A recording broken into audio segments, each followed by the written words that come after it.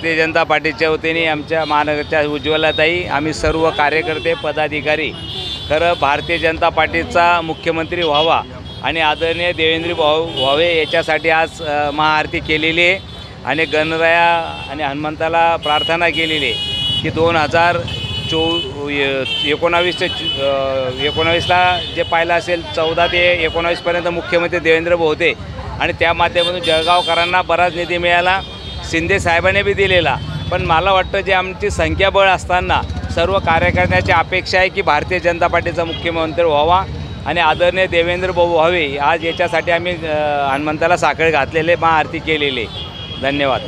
Jai Shriram.